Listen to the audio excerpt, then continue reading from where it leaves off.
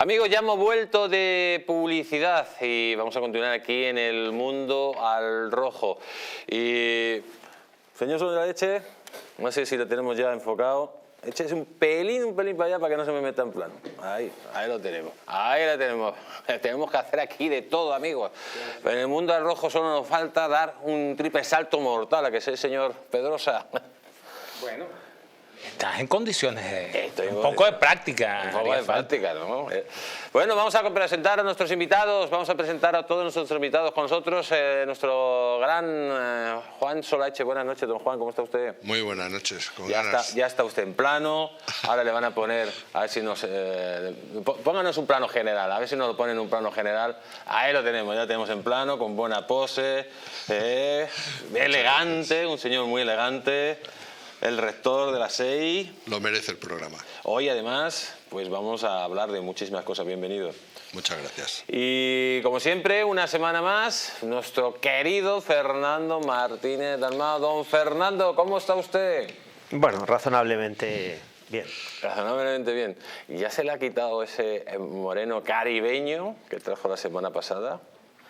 Dura poco. Lo bueno dura poco y... Pero todavía las ascuas de lo que pasó esa semana en el Caribe todavía tiene fuego, ¿no?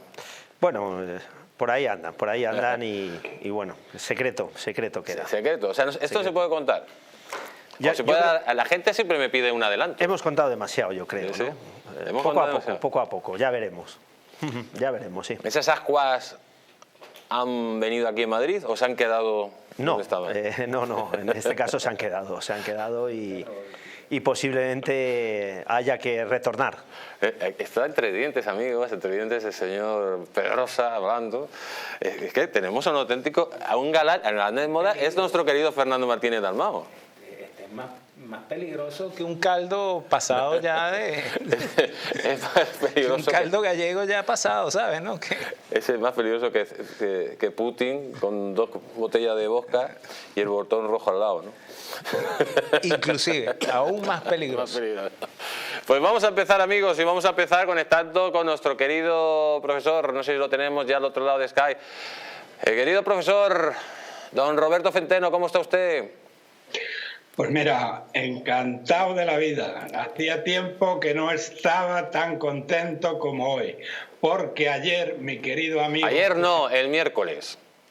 Efectivamente. Don Roberto, la semana tiene 7 días. 7 días, es verdad. Hoy es sábado. El miércoles pasado, queridos amigos, mi amigo José Antonio Morante hizo historia. Es el mejor torero de todos los tiempos. Ya está por encima, después de lo que hizo ayer el miércoles en Sevilla, la verdad es que está por encima de Joselito el Gallo. Impresionante, José Antonio. Pero en fin, ya te lo he dicho y no lo voy a repetir ahora, te lo he dicho ya varias veces. Sí, es verdad, me ha mandado usted varias cosas. Don Roberto, quiero leerle la siguiente noticia. Dice: España declarada en quiebra técnica. Dice la noticia, a medida que se incrementan las sospechas de la alta traición, los desvaneos con Marruecos y el seguro chantaje por el 11M, que prescribe el próximo año, que se evidencia el juego sucio judicial para encubrir la corrupción socialista y tantas irregularidades desbordadas, crece la miseria hasta el punto de que España es oficialmente un puntal de la morosidad en la economía mundial. El Instituto Cervantes de Londres ha sido embargado por orden del Tribunal Superior. Otros muchos activos correrán la misma suerte.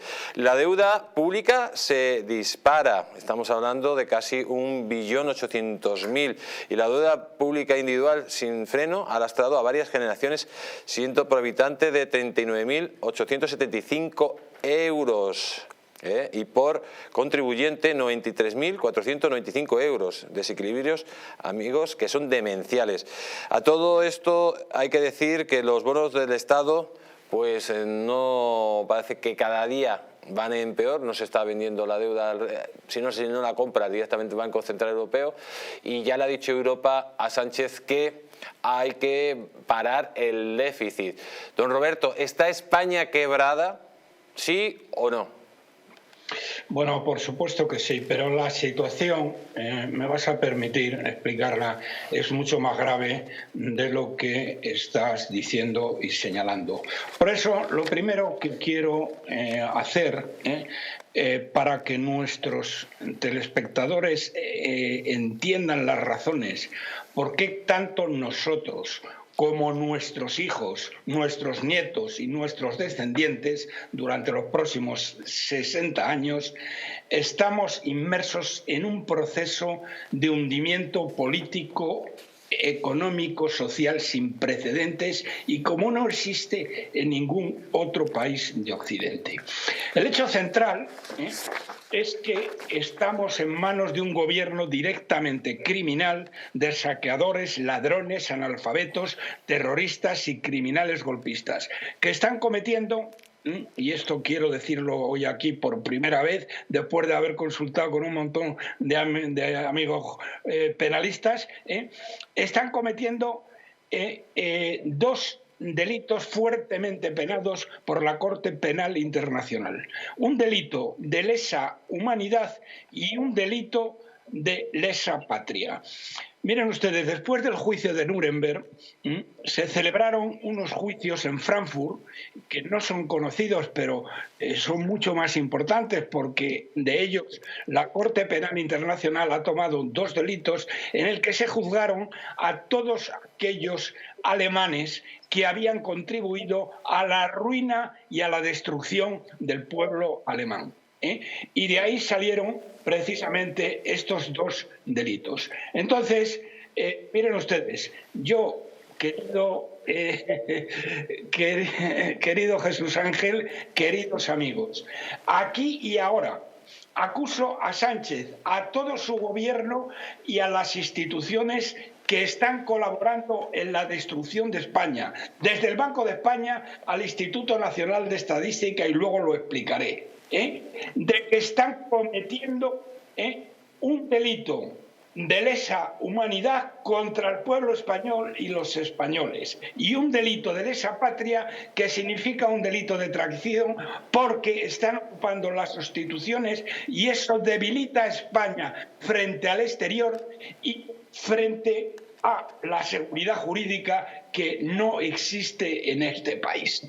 Y si me permites, voy a dar las cifras que avalan esta acusación que estoy haciendo y que espero que tomen nota el señor Feijóo y el señor Abascal. Don Roberto, vayamos rápido con esas digamos, argumentaciones, porque quiero mantenerle en pantalla para que darle partida al resto de los invitados. Bueno, vamos a ver, lo más rápidamente posible es decirles que aquí y ahora la OCDE ha señalado que España es el país de Occidente que más ha empobrecido a las familias y que más se ha empobrecido. Es el país que más se ha endeudado, es el país que más ha incrementado la desigualdad y que más personas hay por debajo del umbral de la pobreza. Pero vayamos al año pasado, al año 2022. Se acaban de publicar las cifras según la cual, empiezo por Eurostat. El año pasado, según Eurostat, que lo publicó a principios de esta semana, España fue el país donde los salarios tuvieron un crecimiento más bajo, el 2,8%. Grecia y Portugal, que son los que nos siguen, superan el 4%. Y el país que más crecieron los salarios fue precisamente Hungría, que no está involucrado en la guerra contra Ucrania, o está al lado de Rusia, mejor dicho. 16,2%. Bien, ¿saben ustedes, señoras y señores, qué significa esto? Que teniendo en cuenta que la inflación media, que es la que hay que tener en cuenta, el año pasado, no la del último mes, fue del 8 y pico %, los españoles, los asalariados, mejor dicho, se han empobrecido el año pasado en nuestro país un 5,6%. Mire, si esto no es un delito, realmente somos los que más nos hemos empobrecido de todo Occidente, de los 40 países de la OCDE. Si esto no es un delito, de la humanidad, que baje Dios y lo vea, y si no, que los listillos del PP y de Vox analicen lo que fueron los procesos de Frankfurt. Luego, el Banco de España, y con esto termino esta parte, el Banco de España acaba de publicar que la deuda a febrero se incrementó hasta el 1,52 billones de euros. Es decir, bate récord cada mes. Igual que Sánchez bate mentiras cada mes, bate récord de mentiras cada mes, la deuda bate récord cada mes. Pero ¿sabe usted una cosa?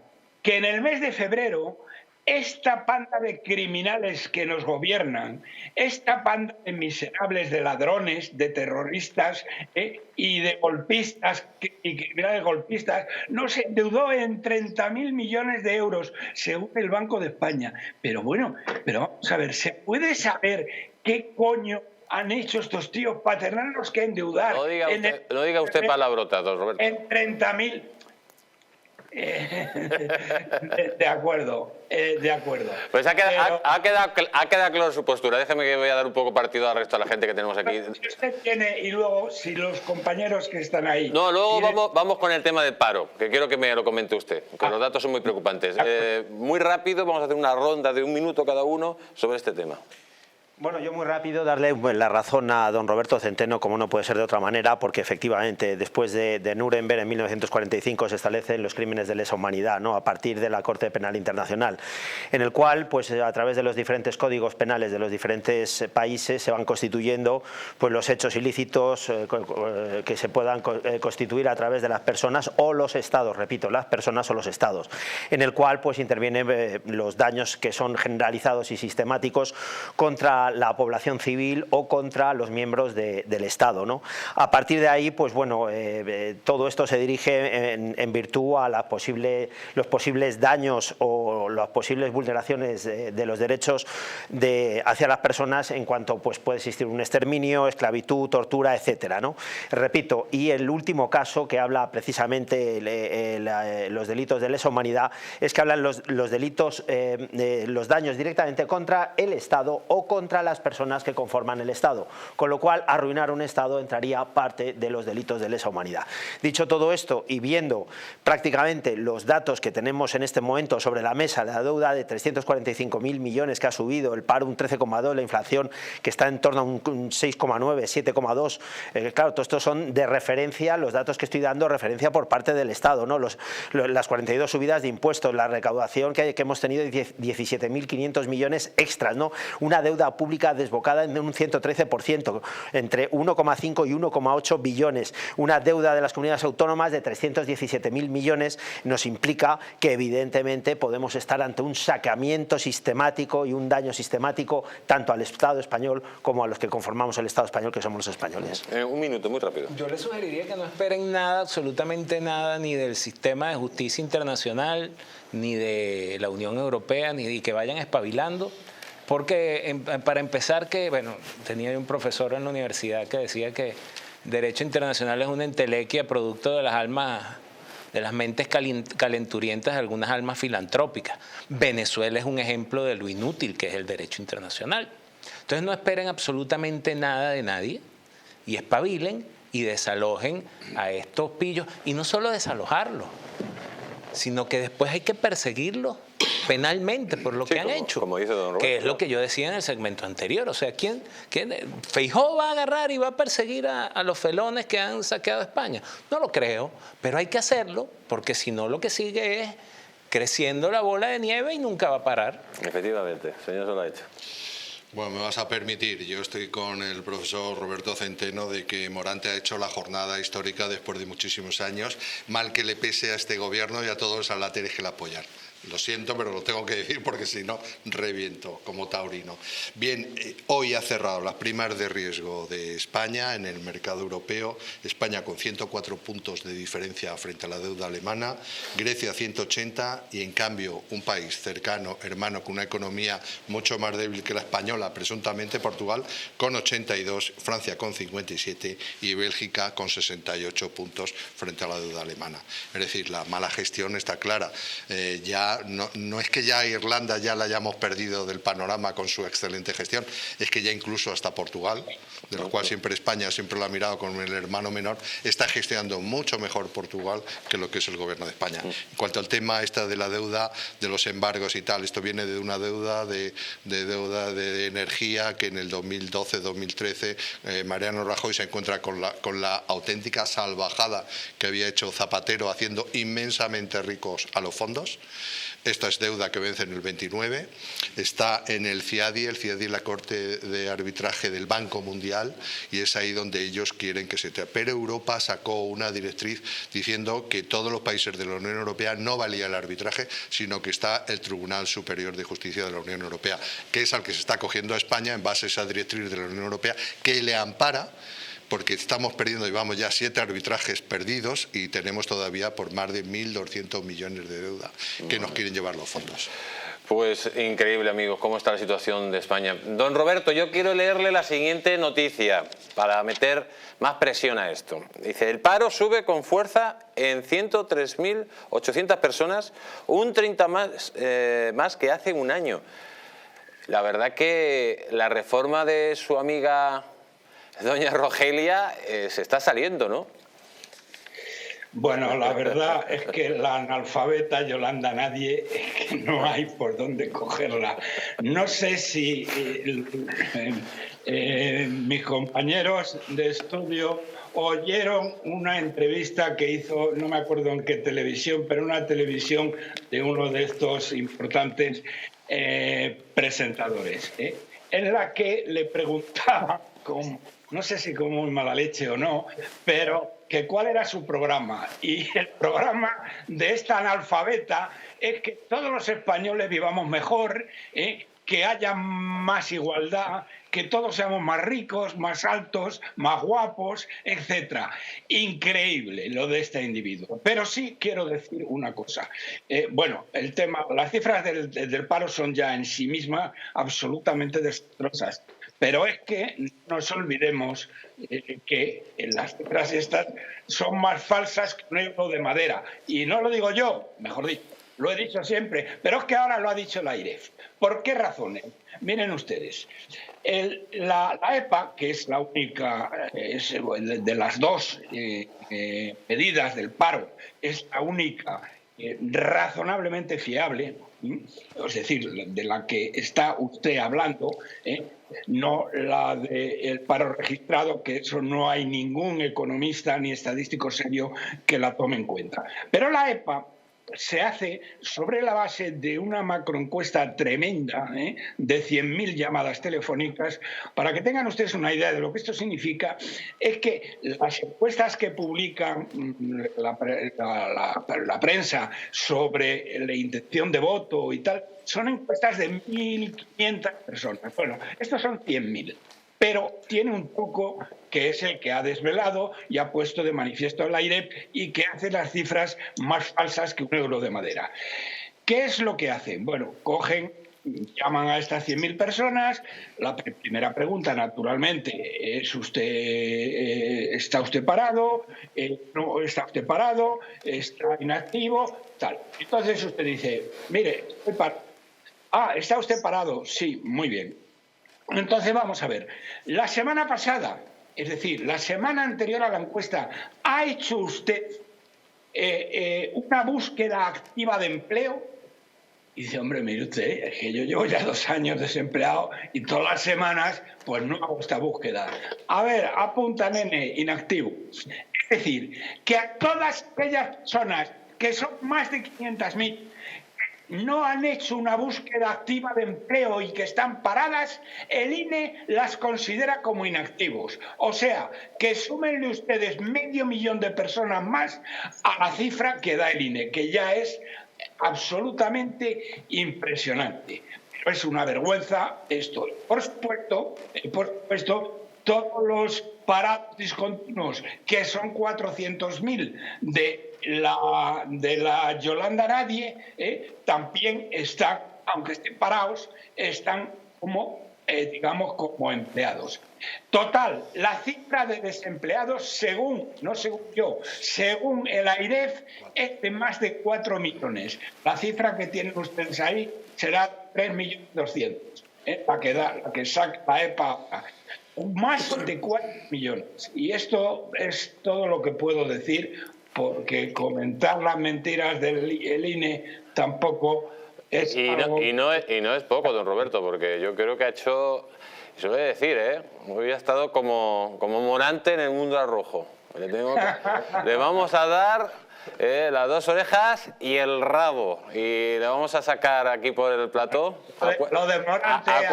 A cuestas, porque yo creo que el relato que acaba de decir es el relato que necesitaba escuchar la gente, porque claro, tanta mentira una encima de otra, es muy difícil muchas veces averiguar la verdad. Don Roberto, un gran abrazo. Me va a perdonar una cosa. Dígame. Que desgraciadamente no es así. Como le decía el otro día Nadia Calviño al presidente, cuando él dijo que iba a poner 50.000 pisos de Sareb, y Nadia Calviño le dijo... Recuerde que le voy a dar el rabo y las 2 orejas, no los tropee. Le dijo que había 9.000. Bueno, montó en cólera, empezó a dar puñetazos encima de la mesa, a tirar los libros contra las paredes, que es lo que hace últimamente el sátrapa. Y entonces Nadia Calviño, que ya le conoce muy bien, dice: mira, Pedro, no te preocupes lo más mínimo. ¿Qué más te da? ¿Que has prometido 50.000 pisos? Si has prometido 213.000 y no ha pasado nada. ¿Ha pasado algo? A ver, has prometido 213.000 desde que estás ahí. ¿Cuántos has construido? Ninguno. ¿Qué ha pasado? Nada. Los españoles son una panda de borregos. Así que mira, mañana les contamos otra historia y aquí paz y por gloria. Y a la mañana siguiente les contaron otra historia. Les contaron otra historia a los españoles. ¿Qué? No, del Sareb ya no se ha vuelto a hablar para nada. Ahora van a ser pisos pagados con los fondos de la Unión Europea. Como eso tampoco era verdad, pues tampoco pasó nada, porque luego dijeron: bueno, no, de la Unión Europea no, porque ya no hemos tenido tiempo hoy, pero bueno, tiene un lío España porque no se cree nada, porque los hombres de negro han dicho que han venido a España y no les han explicado a la Nadia Calviño dónde se han gastado 31.000 millones de euros. Dijeron: bueno, no, ahora lo vamos a poner a hacer en terrenos militares. ¿Y qué pasa? Que los españoles, como dice Nadia Calviño, son una panda de borregos. Y esto les da igual, que les da lo mismo. Así que yo te agradezco que me digas que he aclarado las cosas, pero ¿qué quieres que te diga? Bueno, pasito a pasito, don Roberto. Como decía mi maestro Antonio García Trevijano, los últimos españoles valientes murieron en la guerra civil. Bueno, todavía los hay algunos que otros. Un fuerte abrazo, don Roberto. Cuídese mucho. Otro para todos vosotros. Bueno, amigos, este tema vamos a dejarle ya porque tengo un tema más candente y sobre todo es la denuncia que ha hecho Rusia, atención, de que hay tropas españolas en el frente de Ucrania. Atención a esta noticia que dice: Rusia cuestiona a Robles e insinúa con un vídeo que hay tropas españolas en Ucrania. Esta es una noticia de Ojetip. Dice: Rusia azuza la crisis de la presencia de tropas de la OTAN combatiendo en Ucrania y en este caso ha dirigido una acusación velada sobre nuestro país. La embajada rusa en España ha difundido un vídeo en redes sociales donde aparecen 4 supuestos combatientes procedentes de España en las trincheras de Ucrania haciendo frente a la invasión rusa, y lo acompaña de unas declaraciones de Margarita Robles negando de forma tajante la posibilidad de que España mande soldados a ese país. Pasadas unas horas, la embajada ha borrado la publicación en Twitter, que había sido desmentido por el Ministerio de Defensa. El vídeo del que se ha hecho eco la embajada rusa había sido difundido ya la pasada semana por un bloguero español prorruso, según compartió Mundo Adrid en su perfil de Twitter. 4 combatientes españoles que respondían a los alias de Willy, Aquiles, Rana y Veneno le habían grabado unas imágenes a modo de saludo y pedía a los seguidores en esa red social que le dejaran un mensaje cariñoso para ellos, porque nos leen diariamente. Son la Europa que queremos, remachaba este usuario en su mensaje. Esta estrategia de Rusia se enmarca en el contexto en el que el Kremlin se trata de avivar el miedo a una escalada del conflicto a nivel mundial para disuadir a los aliados de Ucrania de seguir brindando su apoyo al país. Pues ahí lo tenemos, amigos. Es verdad que según los documentos filtrados por el Pentágono hay muchos mercenarios de la OTAN en el frente de Ucrania. Esto ya está comprobado. Y yo le pregunto, señor Solaeche, ¿esos mercenarios que la OTAN ha mandado pueden ser mercenarios también españoles que se han mandado al frente para luchar contra Putin? Bueno, vamos a ver. Por ponernos en situación, nuestro buen amigo, el antiguo embajador Kocharin, amigo suyo y mío, profesor de la Sociedad de Estudios Internacionales y un excelente estratega internacional, pues ha dado paso al nuevo embajador, que es Yuri Klimenko, que no olvidemos que el nuevo embajador había sido cónsul de Rusia en Barcelona. Vale, no, lo digo porque quiero traer el tema a las relaciones y el apoyo que Rusia había tenido con los independentistas catalanes y qué papel juega Klimenko, el nuevo embajador de Rusia en Madrid, cuando era el cónsul general en Barcelona. Ahí lo dejo. Me parece muy bien por la Casa Real. La Casa Real le ha recibido credenciales, pero en vez de recibirle las credenciales en el Palacio Real, como es un personaje de una categoría como el embajador de Rusia, sea el que sea, el embajador de Rusia en España, pues se hace con un boato espectacular, con carruaje y tal. En este caso ha sido una presentación de credenciales privada en Zarzuela, con lo cual no le han dado ese reconocimiento internacional que siempre a los embajadores de los países amigos de primera clase se les ha otorgado, ¿no?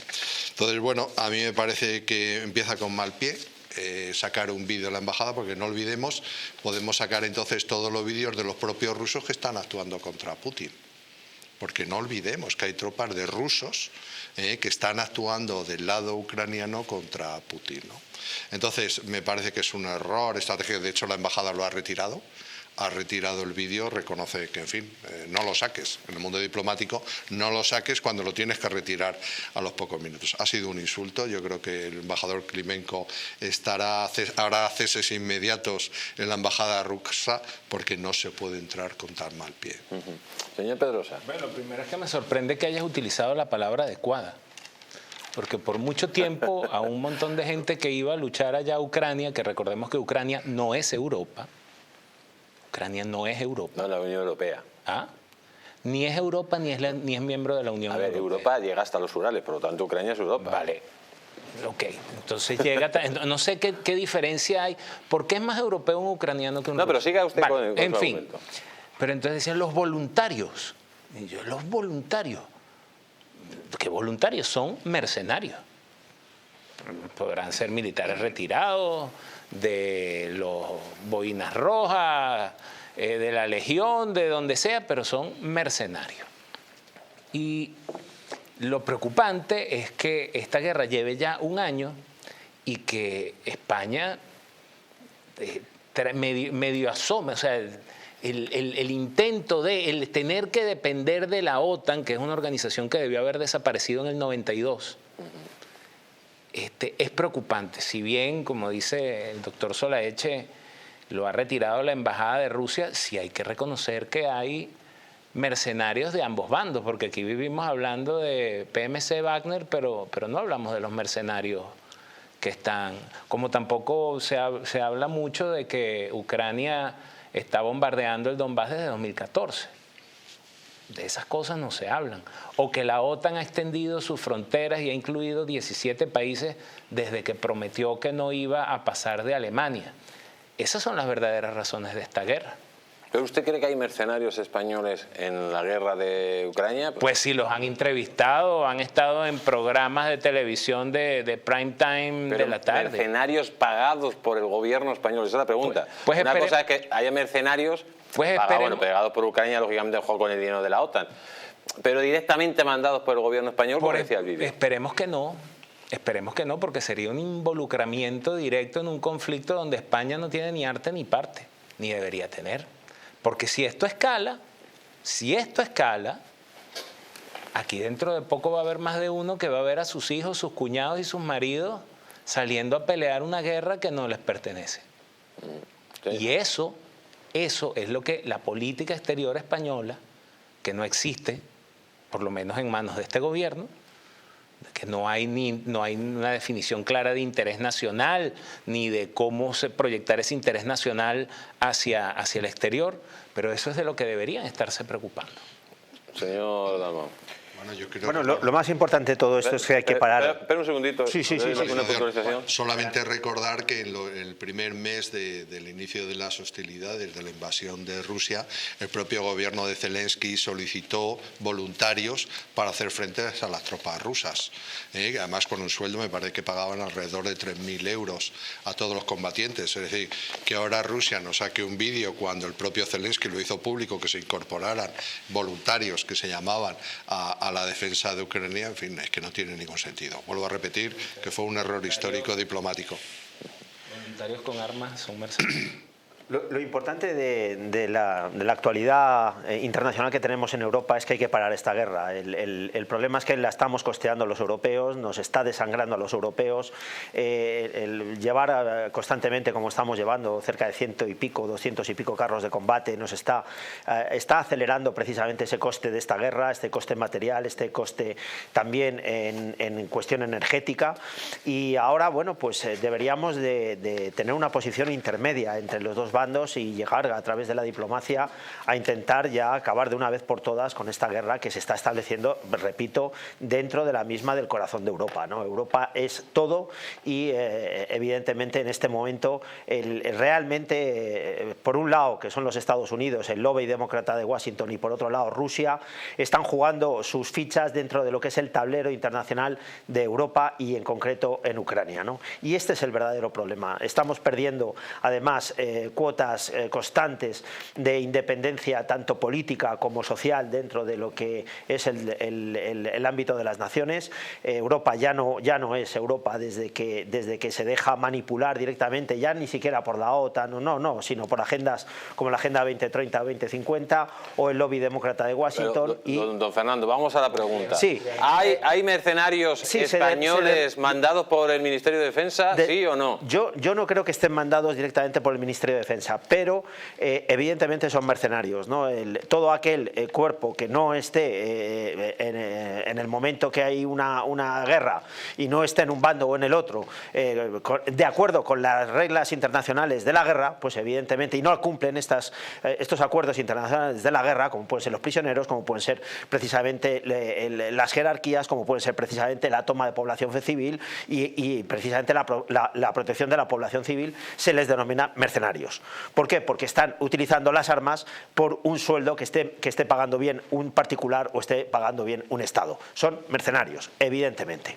Bueno, pues ahí quedan las palabras de don Fernando Martínez Dalmau. Voy a leer la siguiente noticia que dice lo siguiente, vamos a cambiar de tema radicalmente. Dice: la amarga confesión de Sánchez sobre Pablo Iglesias viene a por mí.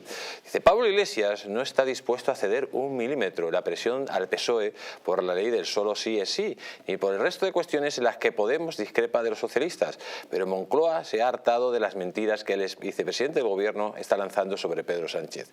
El líder socialista considera que el exlíder Morado va a por él.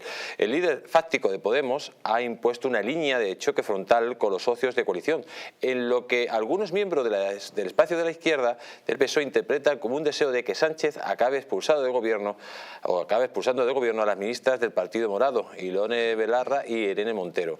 Iglesias es consciente del coste que tendría para Podemos abandonar el Ejecutivo, pero cree que llegará un momento en el que el presidente no aguantará la presión y asumirá el precio de ser él quien rompa la coalición. Según ha podido saber Confidencial Digital, por fuentes próximas al jefe del Ejecutivo, Sánchez ha trasladado en privado a la dirección del PSOE que es consciente de que Pablo Iglesias quiere destruir la coalición, pero no ha añadido que su intención es aguantar hasta el final de legislatura. Viene a por mí, ha lamentado a su equipo en las últimas semanas. En unas semanas asumirá la presidencia de turno de la Unión Europea e interpreta que sería un fracaso llegar a ese cargo con el gobierno roto. En su afán de protagonizar hitos históricos, se ha autoimpuesto que la primera coalición que gobernara España perdure. Señor Pedrosa, ¿va Pablo Iglesias a por Pedro Sánchez? ¿Pablo Iglesias quiere tensar tanto el gobierno que en un momento determinado Sánchez sea el que rompa ese gobierno para luego reclamárselo en las futuras elecciones que pueda haber? No, tal vez quiera, pero probablemente no pueda. aunque, y lo dije yo en esta cadena cuando celebraban con vítores el anuncio de Pablo Iglesias de que se retiraba de la política. Y le dije, tengan cuidado porque está regresando a su hábitat, al hábitat donde es más peligroso, que es los medios, la agitación, el estar detrás de bambalinas sin ningún tipo de camisa de fuerza institucional que le impida accionar. Sin embargo, creo que vamos a ver qué pasa en las elecciones del 28 de mayo, pero creo que Podemos está sumamente disminuido y que tendrá un trasvase importante hacia el partido de Yolanda Díaz. Ajá. Muy rápido, señor Solaeche. Sí, vamos a ver, yo creo que esta coalición de gobierno es el verano. Lo que no sabemos si va a ser antes de agosto o después de agosto cuando se va a romper. ¿Por qué? Simplemente por la estrategia electoral de Pablo Iglesias. Necesita rotundamente romper con este gobierno, separarse de este gobierno y presentar un frente amplio, incluso teniendo ese enemigo que le ha sucedido, esta eterna traidora, según dice el presidente Feijóo, que bien la conocen en Galicia, que la vicepresidenta Yolanda.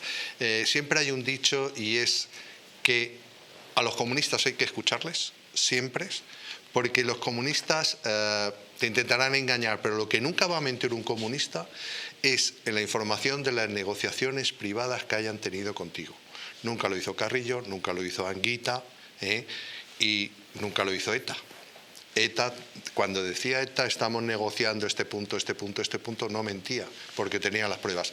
Y Pablo Iglesias tiene todas las pruebas internas de las negociaciones del cara a cara con Sánchez, que eso es lo que él teme. Que Pablo Iglesias le saque en estos momentos, le saque los documentos, le saquen los pactos escritos que han tenido entre ellos. Pues amigos, ese es el miedo de Pedro Sánchez. Tiene miedo a Marruecos y que le saquen muchas cosas, tiene miedo a Iglesias y lo que no tiene miedo es a los españoles, porque hace lo que le da la gana. Vamos a cambiar de tema y vamos a hablar de las futuras negociaciones que va a haber después del 28M. Dice la noticia, la negociación global que impondrá Vox tras el 28M genera división en el PP.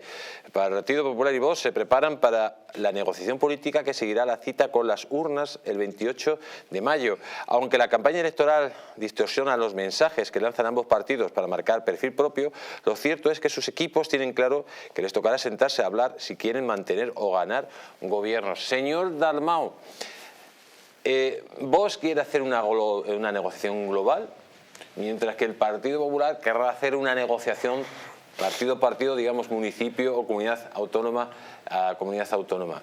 En estos casos, ¿qué es lo que le vendría mejor tanto a un partido como a otro? ¿A Vox le vendría mejor la negociación global y al Partido Popular ver digamos los acuerdos puntualmente para de alguna forma también pues intentar tener apoyos externos como tuvo en su momento la señora Ayuso? Efectivamente, desmarcarse el Partido Popular de la línea de Vox le interesa porque evidentemente quieren llevar una línea muchísimo más centrista y Vox lo que intenta es englobarles directamente a través de una línea más conservadora.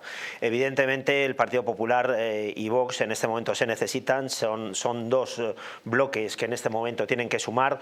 Nos estamos jugando unas elecciones generales, las primarias son las municipales, pero no nos olvidemos que muchas capitales de provincia, incluida Valencia, incluida otras muchas, dependen de la conjunción de ambos bloques, ¿no? Es inmediato, es prioritario y es sistemático la necesidad en este momento de echar a la izquierda de donde se encuentre, sea de los diferentes gobiernos municipales y llegar directamente a echarlo de los gobiernos regionales también, ¿no? Para centrarnos posteriormente en una lucha a nivel nacional para echarlos del gobierno nacional. Evidentemente se tienen que poner de acuerdo cada uno desde su punto de vista, pero evidentemente beneficia a quien beneficie una negociación puntual o una negociación general. Lo que nos beneficia a los españoles, que es lo más importante, repito, no lo que le beneficia a los partidos políticos, sino lo que beneficia a los españoles, es que se pongan de acuerdo para echar de los gobiernos municipales, de los gobiernos regionales y del gobierno nacional a toda la izquierda y a toda esta extrema izquierda independentista que nos está gobernando y llevando a la ruina.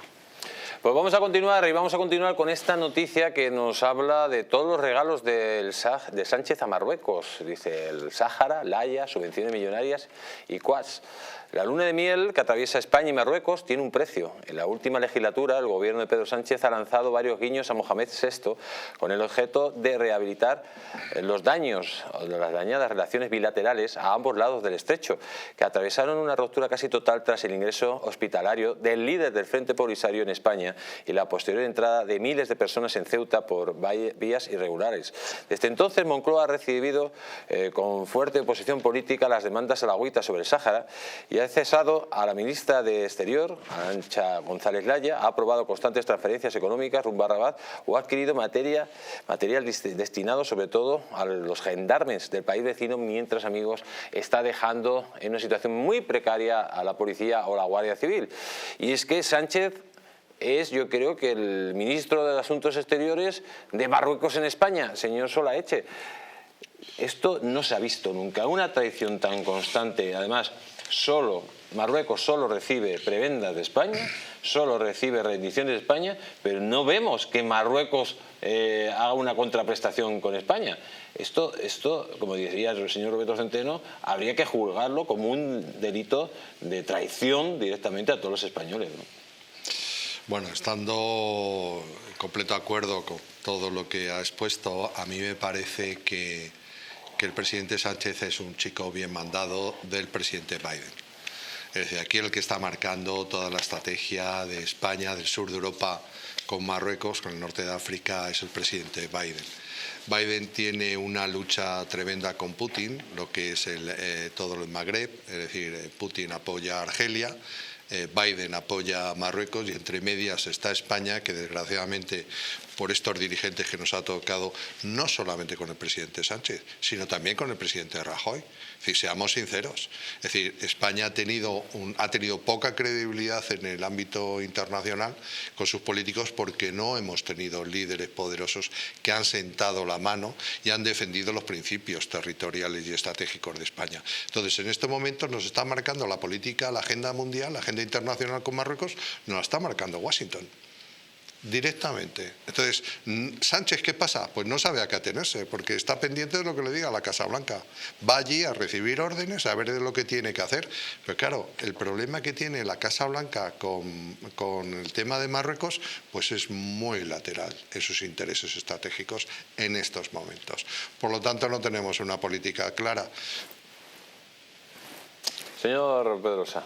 Bueno, que independientemente de que el señor Sánchez sea el mandadero de Biden, lo que es verdaderamente cierto e inocultable es que la capacidad de defensa de España y su capacidad de desarrollar una política exterior que garantice el interés nacional de la nación española ha desaparecido. Yo creo que todavía hay muchos españoles que tienen la percepción de que España es un país que es mucho más desarrollado y superior que Marruecos y que no, eso ya no es así. Y Marruecos se ha sabido posicionar y ha sabido buscar con quién aliarse. Y en todo esto España es quien está perdiendo. Y eso nos va a afectar, pues, recuerden, yo vivo aquí, nos va a afectar en el muy corto plazo de formas que no podrán repararse. Muy rápido, pues vamos al tema del campo. Muy rápido. España se encuentra tanto en su política nacional, pero en este caso en la política internacional, al pairo directamente de una tormenta perfecta que ha creado entre Putin y el lobby demócrata de Washington, o sea, Biden, Bernie Sanders y compañía, ¿no? En este momento nosotros ya no pintamos nada, como muy bien explicaba Juan, el tema es gravísimo porque cada potencia está ayudando y con sus propios intereses, unos a Marruecos y otros a Argelia, y en este caso los perjudicados somos España. Por resumir, estamos en la peor tormenta perfecta, con los peores políticos y con los peores gestores internacionales que podemos tener. Pues ahí lo tienen, amigos, estamos en la tormenta perfecta. Un Sánchez donde le tienen extorsionado por el lado de Marruecos, también está extorsionado por el lado de Biden, y lo cierto es que nuestra política exterior con el enemigo del sur pues cada día es más precaria. Vamos a cambiar radicalmente de tema, pero también relacionado relacionado, porque uno de los regalos que hace Sánchez a Marruecos es destruir el campo español para trasladar, digamos, la agricultura a Marruecos, porque al parecer eso es otro de los cheques que Sánchez tiene que pagar a costa de todos los españoles. Miren lo que dice la noticia, dice: el rugido del campo asusta a Sánchez, están listos para sacar los tractores. Y yo quiero ponerles un vídeo para convocar a todos los españoles de buena fe, a esa macro manifestación para defender el campo español, porque el sátrapa de la Moncloa ha puesto al campo en manos de los enemigos de España y quiere destruir sí o sí el campo y la agricultura para que todos esos cultivos se vayan a Marruecos y luego también para cumplir con los objetivos de la Agenda 2030. Todo un reto para el sátrapa, para el sepulturero de la Moncloa. Vamos a ver el vídeo.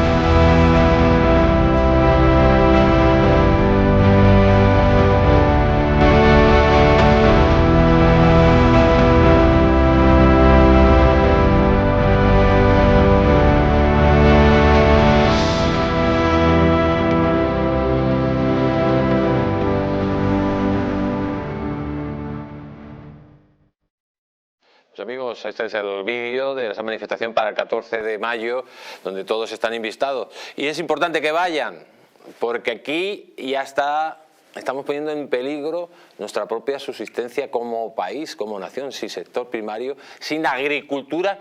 ¿Qué vamos a comer, señor Dalmau? Es evidente, el sector primario en este momento está en emergencia nacional. Estuve en la manifestación anterior, hace ya algún tiempo, con los agricultores que precisamente no tienen credo político, sino el único credo de los agricultores es darnos de comer como nos dieron de comer en la pandemia y como nos seguirán dando de comer pues, en este momento aún trabajando a pérdidas, como muchos de ellos me lo manifestaban. Lo que está haciendo el gobierno con los impuestos directamente a los agricultores y además con el agua tan necesaria que es para estos agricultores, para que las cuencas de regadío nos sigan nutriendo, es un auténtico genocidio directamente a un sector primario que tanto necesitamos. Escucharles y estar con ellos es algo primordial. Son gente que no tiene interés político ninguno, son gente que lo único que busca es darnos de comer y darnos productos, además, precisamente de primera calidad, no los productos que nos quieren meter directamente desde otros países e incluso desde otras agendas, diciendo que tenemos que comer otras cosas que no son las autóctonas españolas. Apoyarles es una necesidad, apoyar los productos españoles es una necesidad y echar a este gobierno es otra necesidad. Bueno, yo quiero hablar de algo en este asunto que nadie toca, y es el tema de las compañías eléctricas. Tenemos muchos pantanos con saltos de agua que están en manos de las eléctricas y desgraciadamente muchas de ellas en manos de países extranjeros, si bien en fondos extranjeros. Recordemos que se desembalsó agua porque era más barato desembalsar el agua que no quemar gas, que era muy caro. Claro, lo que no hay es una estrategia nacional que limite ese desembalse de ese agua, porque lógicamente cuando viene la pertinaz sequía, como decía el régimen de Franco, cuando viene la pertinaz sequía nos estamos quedando sin agua para el regadío. No hablo ya de las desaladoras que se pagó una auténtica fortuna y están paradas, porque dicen que los recambios son muy caros, bueno, haberlo pensado antes. Es decir, esta estrategia con un cambio climático, donde el gobierno me parece que ya ha destruido alrededor, no sé, las cifras son monstruosas, de 100 pantanos, ¿no? Esperen un momento que vamos a ver el vídeo, amigos, así nos lo ponen en realización, el vídeo de la destrucción de pantallones desde el año 2021. Vean ustedes.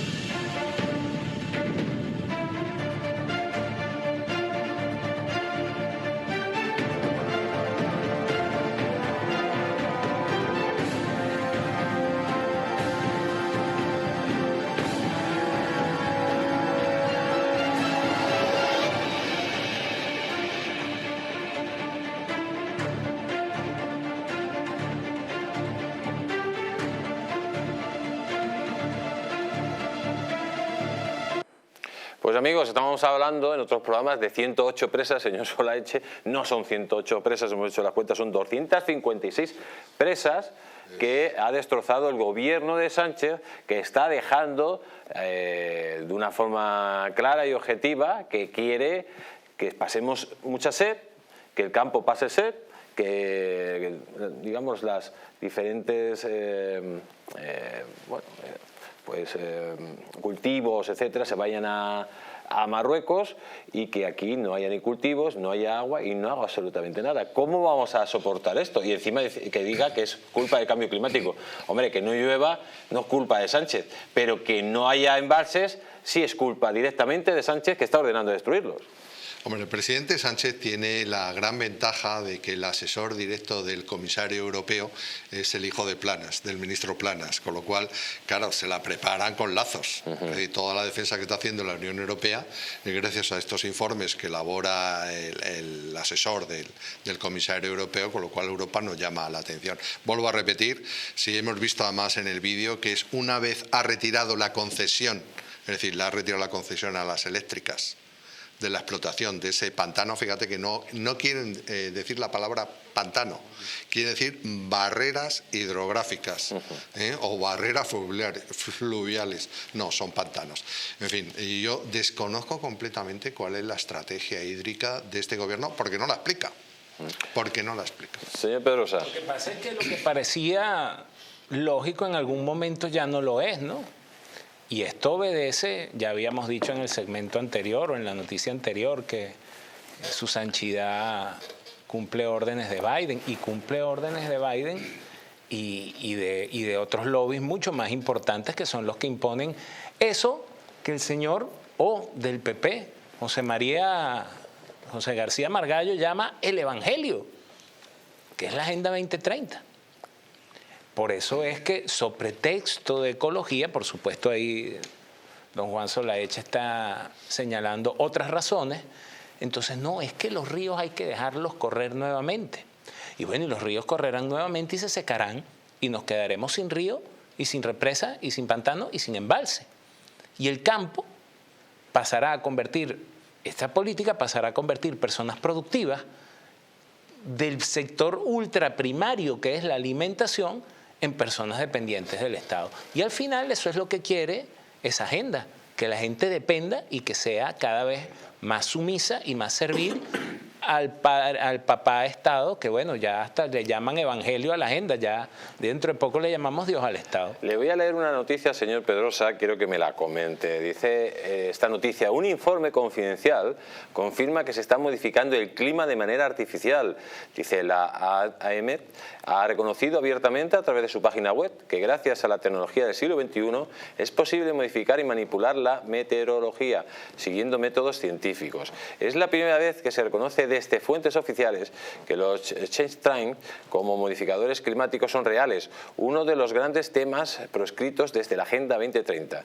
Reproducimos a continuación, lo que dice la noticia. Dice: gracias al progresivo desarrollo científico de la meteorología, que se remonta al diseño de los primeros instrumentos meteorológicos del siglo XVII y que se aceleró desde finales del siglo XIX hasta la actualidad, y debido a los modernos avances científicos y tecnológicos, los investigadores a mediados del siglo XX empezaron a estar en disposición de abordar la modificación del tiempo para sus intereses, aunque todavía en pleno siglo XXI los resultados son muy modestos y las incógnitas y dificultades se mantienen. Esto es lo que dice la MET directamente. Señor Pedrosa, ¿usted cree que en esta ola de calor que estamos viviendo, que es curioso, que es una ola de calor que se concentra en la península ibérica? En Francia, de hecho en Marruecos hay lluvias, aquí no hay lluvias. ¿Cree que esto es una más? En el sentido, destruimos los pantanos, dejamos que los bosques se quemen, no hacemos nada, no los limpiamos en invierno, y ahora pues aplicamos determinados métodos científicos que según la MET dice que existen para que las lluvias no caigan, y metemos de lleno el cambio climático y todas las reformas que quieren meternos y que la gente se quede callada. Claro, bueno, lo primero es que si tú quieres que se dejen de quemar bosques, tienes que hacer dos cosas. Uno, cambiar la legislación vigente, y dos, promulgar una legislación que prohíba la instalación de molinos y de paneles solares en esas zonas quemadas. Verás cómo de repente cesan los incendios masivos que se tienen, que de paso siempre se incendia el campo en verano, lo que es que está ocurriendo de forma más extensa. Dos, yo no puedo hacer una afirmación tácita, tengo sospechas de que eso es en efecto así, pero lo que la gente tiene que pensar, que apuestan tanto a la tecnología y que la tecnología se ha desarrollado tanto, pues deben haber desarrollado también tecnología para ese tipo de fines. Así como sabemos desde hace tiempo que hay procedimientos para bombardear las nubes y generar o promover que caiga lluvia cuando hay temporadas de sequía muy prolongadas y que hay forma pues también debemos pensar que gente que así como pensó en formar nubes artificialmente para que hubiese lluvia, debe haber personas que también pensaron en cómo eliminar las nubes para que no haya lluvia. Porque a las alturas que estamos se ha creado toda clase de tecnología y lo que no podemos es ser absolutamente escépticos sobre las posibilidades de que ese tipo de acciones se estén ejecutando. Señor Dalmau, ¿a usted le gusta la carne hecha con impresoras? Me gusta la carne española y no la de las impresoras. Entiendo que son subterfugios que emplean alguien que nos quiere vender algo que no es. Pues amigos, dentro de este plan de la Agenda 2030, que dicen que no tenemos que comer carne, que tenemos que comer insectos, y luego quiere hacer pues una carne que se hace con impresoras, a saber qué porquería nos quieren meter para el cuerpo. Quiero ponerles este vídeo porque es una empresa visitada por Netanyahu, donde pues verán cómo crean carne por impresora y vean ustedes la cara de asco que pone Netanyahu después de comer esta basura que la Agenda 2030 nos quiere imponer. תעשייתית שפיתחנו, שמיועדת להחליף משחטה. לשאלתך לפני כן, פה אנחנו טוענים את המדפסת הזו בתאי גזע, שאנחנו יודעים למיין לשריר ולשומן, והיא יודעת להדפיס טונות ביום. טונות? טונות של בשר מתורבת ביום. בואו נעבור למדפסת השנייה, שזו השקה העולמית שלנו, שמדפיסה דג.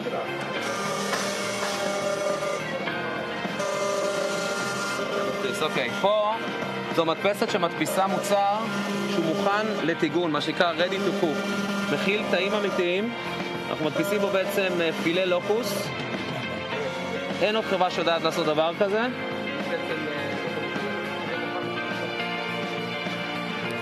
פעם ראשונה בעולם שדבר כזה קורה. אני אומר ככה, מה שראיתם עכשיו זה דג בלי דג, בשר בקר בלי בקר, עוד מעט חלב בלי חלב, פרה.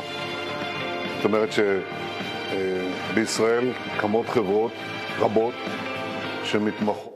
Pues ahí tenemos, amigos, quieren quitarnos las vacas, quieren que no tomemos leche, quieren que comamos insectos y al final quieren que comamos basura directamente. Eso sí, ellos comerán buena carne, buenos filetones, señor Dalmau.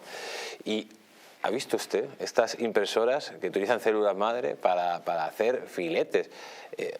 Esto es bueno para el ser humano, a mí lo porque que me tiene una pinta de que va a crear luego unos problemas de salud brutales y sobre todo es alucinante que nos quieran destruir nuestra forma de vida y sobre todo en España, que tenemos la mejor alimentación del mundo, que es la dieta mediterránea. A mí lo que me da vergüenza es que alguien se trague todas estas cosas, ¿no?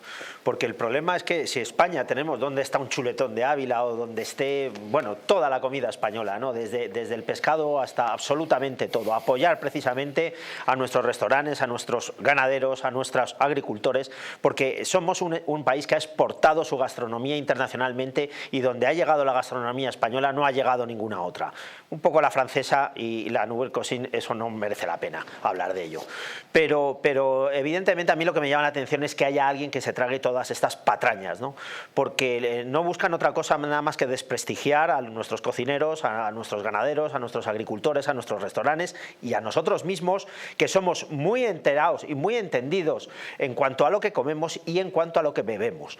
Y despreciar precisamente lo que es la cultura española, la cultura en mayúsculas de la comida, de la materia prima de la comida, de la verdura, de la carne y del pescado, es despreciarnos a los españoles. Muy rápido. Bueno, yo en este tema lo que me gustaría es verlo en los menús del Palacio Real. Me gustaría verlo cambiando el 5J y las angulas en el avión presidencial del presidente Sánchez. Y me gustaría que alguien me contara cuáles son los conservantes y compuestos químicos que va a llevar ese tipo de carne, puesto que no es natural.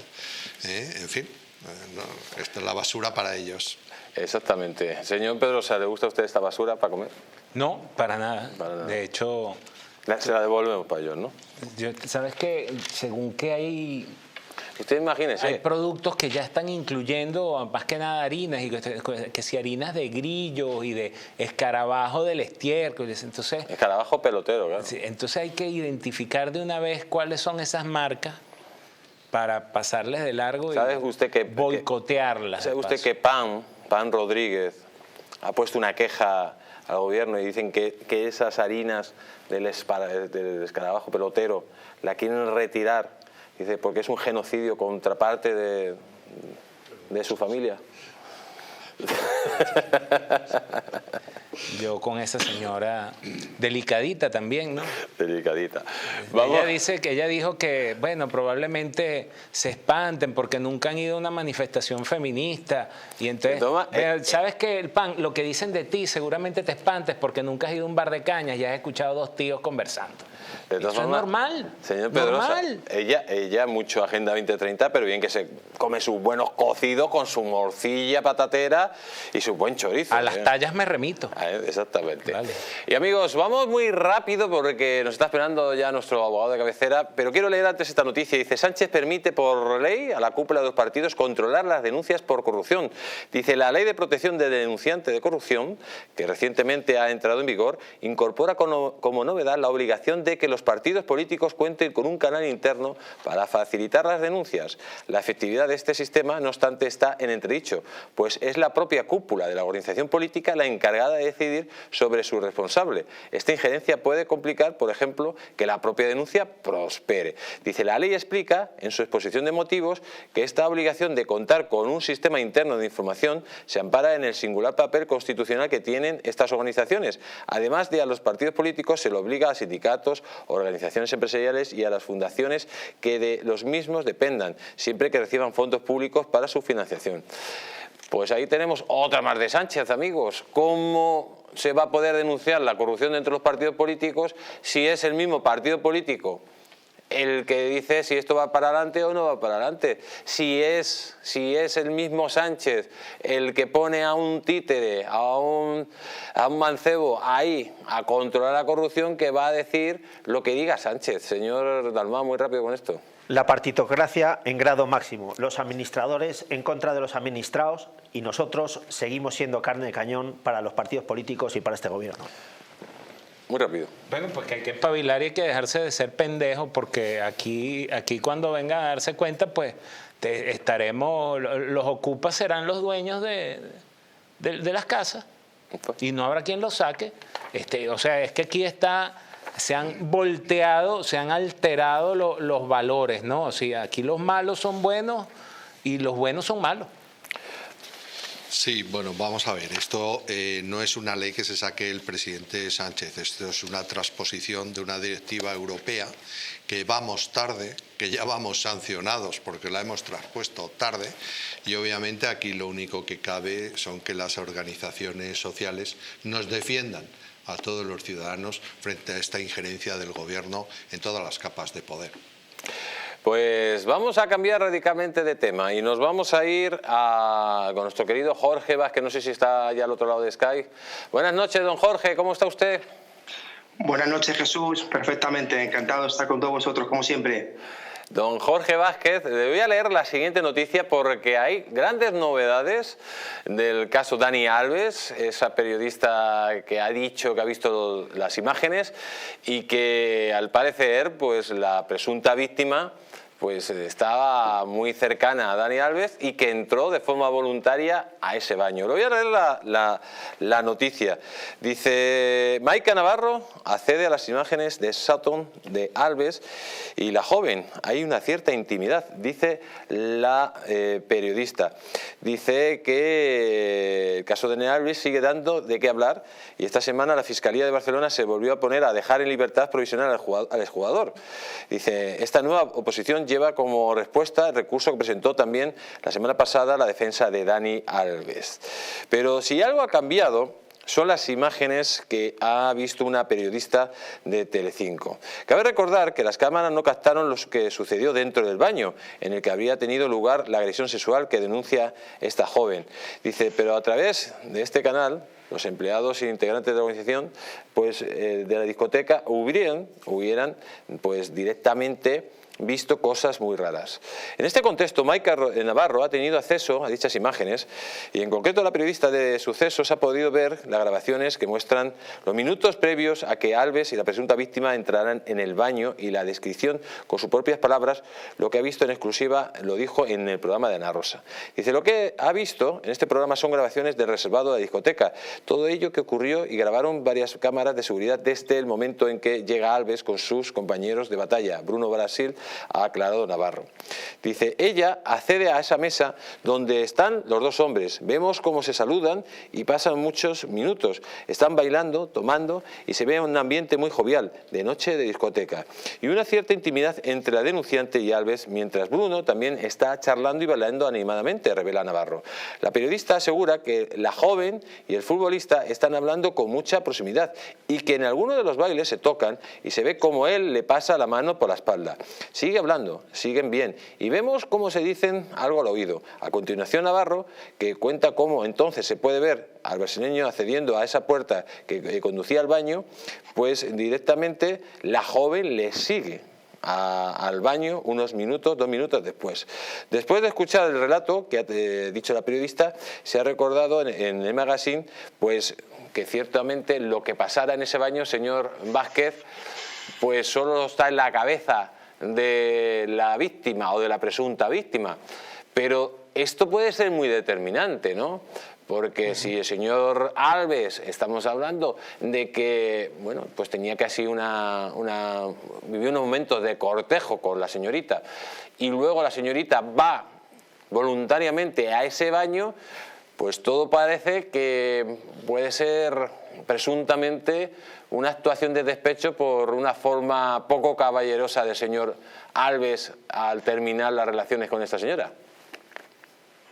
Bueno, esto último es lo que alegó él en su declaración. En la última declaración comentamos la semana pasada. La verdad es que el caso de Dani Alves, efectivamente, todas las semanas tenemos novedades. En este caso se trata otra vez del visionado de las cámaras, de las imágenes, pero esta vez por personal distinto al que está en el procedimiento. Se habla de Maika y de otro periodista más, si no recuerdo mal, creo que era Baz, que habrían visto las imágenes y al parecer las mismas se compadecen con el relato de hechos que hace el señor Martel, abogado de Dani Alves, en su reciente petición de libertad. Ya la semana pasada hablamos sobre esto y de cómo había incorporado sobre este visionado la defensa un informe de 200 páginas y un vídeo de 25 minutos donde se analizaban pormenorizadamente todas las imágenes para fundar o motivar que no había indicios de criminalidad para, junto con la minoración de riesgo de fuga, poder fundar una petición de libertad provisional. Recordemos, no me cansaré de decirlo, que se tienen que dar las dos cosas, indicios y finalidad, para que se pueda acordar la prisión preventiva. ¿Por qué las imágenes son importantes? Porque tenemos que retrotraernos a lo que nos contó la víctima en su momento respecto a lo que ocurrió en el reservado. Ella, en la declaración que salió publicada, nos vestía este reservado con un clima de terror, de dominación absoluta, sentía miedo, incluso temía por su salida y llegó a decir, si no recuerdo mal, que tenía también temor de que le echasen algo en la bebida. Pues bien, al parecer, personas ya ajenas al procedimiento que han podido ver las imágenes, es decir, ya no abogados defensores, nos confirman que efectivamente el clima fue un clima no de terror, sino un clima distendido, un clima festivo, donde las personas están hablando, están bailando. Incluso he llegado a oír que no solamente le toca a Alves la espalda, sino que llega a ponerle la mano en el trasero, lo que he recibido de buen agrado por la víctima, que incluso le corresponde poniéndole la mano en la cintura. También se verían las imágenes como se dicen algo al oído, lo cual esto sería compatible con la última versión de Alves, que sostiene que habían de alguna manera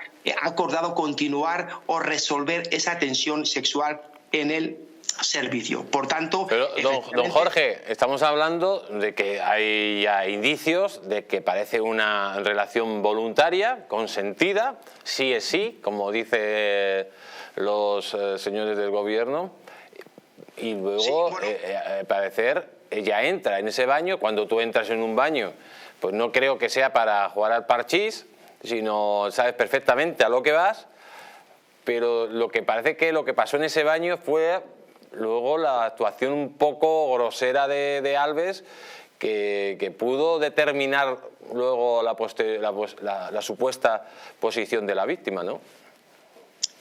Sí, bueno, es la postura que sostiene Alves. Lo que está claro es que del vídeo, ahora ya insisto, ya lo ha visto personal, que no son abogados defensores, sí que parece que la teoría de la dispersión narrativa entre el discurso de la víctima y las imágenes es clara y evidente. Por tanto, esto hay que tenerlo en cuenta. Además, hay una peculiaridad, una novedad para mí muy interesante, que es lo que introduce el abogado respecto a la declaración de la prima.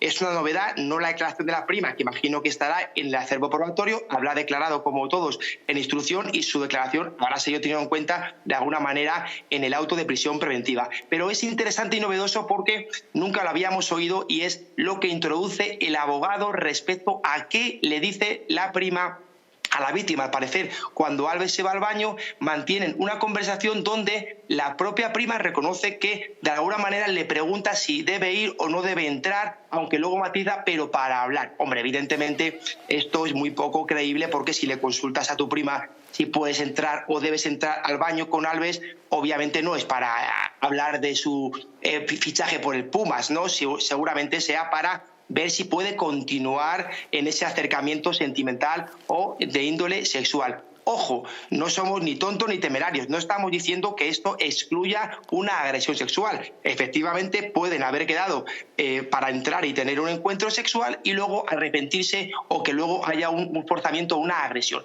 Pero ojo, esto es muy importante en el terreno en el que nos estamos moviendo, que no es el juicio, que no es la prueba, sino que son indicios que pueden fundar una medida cautelar o no. Por tanto, es muy interesante y muy importante ese testimonio. ¿Por qué lo creo así? Porque yo creo que de alguna manera se estaría tratando de ocultar lo que pasó antes de entrar al baño en el reservado, y sobre todo lo que hablaron la prima y la supuesta víctima. De alguna manera parece que se quiere ocultar que entre ellos había una tensión sexual que a lo mejor quedaron en resolver en el servicio. Y yo aquí tengo que decir una cosa: nosotros somos objetivos y hemos dado mucha caña, entre comillas, a Alves, porque ha tenido muchísimas contradicciones y se le ha penalizado como se le tiene que penalizar, porque en temas de agresión sexual la declaración tiene que ser impoluta. Alves ha tenido declaraciones discordantes y está pagando por ello. Pero el Tribunal Supremo, tras un grave error.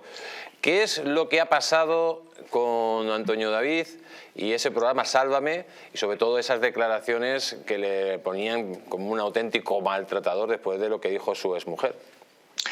Bueno, aquí hay una confusión, Jesús, importante en los medios de comunicación. Yo voy a intentar aclararlo desde la humildad. No es así, no hay sentencia ni resolución judicial en el Tribunal Supremo a día de hoy. Lo que ocurre es que se confunden las fases de procedimiento de la casación.